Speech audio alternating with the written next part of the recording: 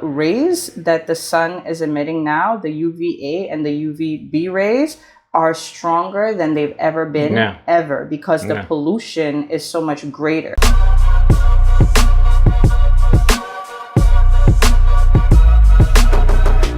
I guess myth, you would say, is that people of color don't need SPF because, you know, we have melanin, so that protects us from the sun, which to an extent is true. It protects us from the sun longer than people who have less melanin than us. However, we still need SPF too. The reason being is because the rays that the sun is emitting now, the UVA and the UVB rays, are stronger than they've ever been, ever, because the pollution is so much greater. So a lot of people don't even understand that, how those rays, basically, when you have pollution and smog and all of these things, it goes up into the atmosphere. And in order for the sun to break through all of that, it has to emit stronger rays to get through all of that smog to get to us. So those rays are very, very bad for our skin and our health in general. Is it the rays or is it the fog and the toxins? It's both. It's both, really, because the pollution in the air is bad, but also you're creating this thick, like, smog over us, and the sun can't break through. And so when the sun has to fight harder to break through that smog to get into the atmosphere, it causes these rays to hit us at a different level than it never was that strong before. So maybe like 50 years ago, even less than that, you know, we may have been able to be okay, you know, without SPF, like people of color, that is. But now we all need it because it's just the pollution and the rays are too strong, even for our melanin. So we all need SPF. It's very important. I've seen so many people of color lately who have been diagnosed with skin cancer. Really? And it's becoming. But do you think that's from the rays, or do you think it's from the toxins that we're consuming, and then the sun is generating such energy that's bringing the toxins out of our skin? That could be a scenario, right? Of course, that could be a scenario, because at the end of the day, all of it works together, right? I mean, the stuff that we inhale, the stuff that we eat, the stuff that we're around a lot of these things all over, floating around in the air, all of these free radicals, everything. It's so many things, and so many things that actually affect us, you know, food definitely, you know, the pollution, all of that stuff for sure, you know, but the sun also. And for a lot of people of color, they don't understand that we need SPF. And so that's why, you know, I talk to them about that. But of course, SPF is not only the only thing they need, but for skin, I find that that's a big myth in the Black and brown community, that we don't need that. So for a lot of people who are real health conscious, right?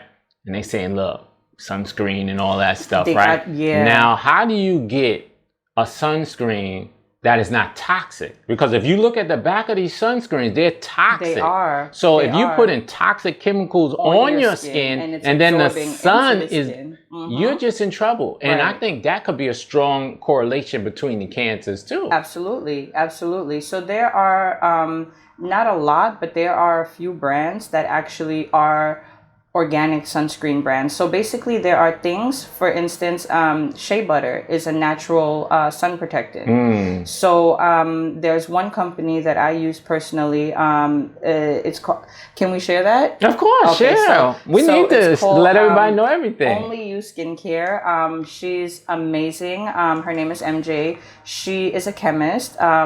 Very, very smart young lady. She's a woman of color as well. And she formulates organic skincare that doesn't have any preservatives in it at all. Like, her stuff is so fresh that you have to keep it in the fridge. Wow. But she has a sunscreen that is phenomenal. It does not leave a white cast. It's only made of shea butter and one other also organic ingredient. I can't think of it right now, but there's none of that other stuff that they put in these sunscreens nowadays that is not good for you. So what's the name of it again? Only You Skincare. Only You Skincare, and it's organic and all natural. Yes, yes. Okay. Now that would be a little bit more feasible, because you do need to put something on your skin a lot of times. But you know, for me, I'm very cautious about everything, because I know the toxic chemical level is out of this world. True.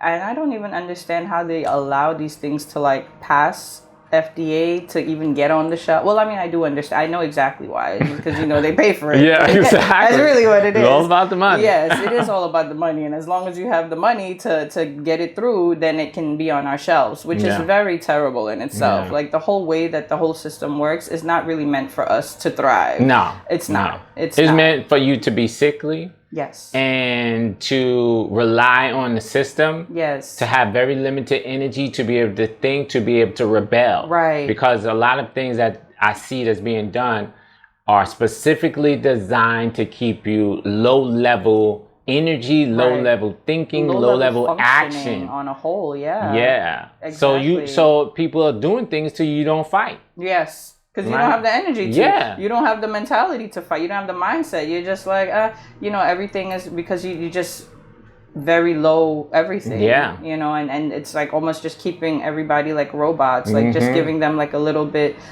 just enough to keep going, but not enough to really thrive or be the best version of themselves. They're hypnotized. Right? Yeah. They're like everybody you walking around, you see them and they look like they're hypnotized, like zombie state. Yes. No, when you look at people in the eye, sometimes you don't see glowing or light or anything. No, it's just like hollow, like empty, like you're just seeing right through them. Yeah. And it's like, wow, what's going on with them? They're not there. Yeah. I just find that a lot of people are not there. Right. I'm seeing them, I'm talking to them, and they're just, especially when people just regurgitate things from TV, right? I'm like, did you think about it at least? Did you do your own research? Did you do anything besides just regurgitate what a talking head on a TV says? I mean, that's really deep. It is. It is. You know? And I find it more so, it seems like it's more now than it was before. Oh, and I'm like, how is this happening? You know?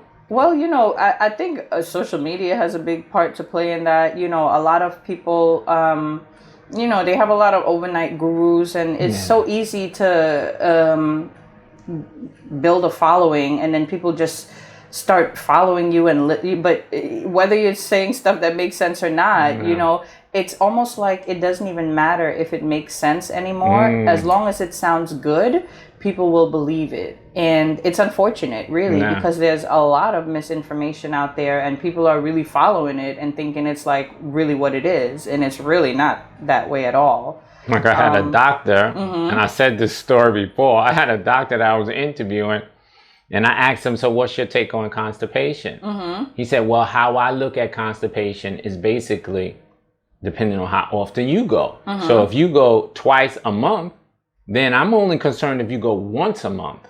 Wow. That's when I'll start, because otherwise that's your norm. And I said, in my head, I was just like, how could you even as a physician say that out your loud mouth to say that? Yeah. And I just realized he was outdated. Yeah. Completely not really aware of what's going on. Well, so if you like that clip, check out this one right here. If you want to continually learn about things to improve your health on a practical level, subscribe to the channel there.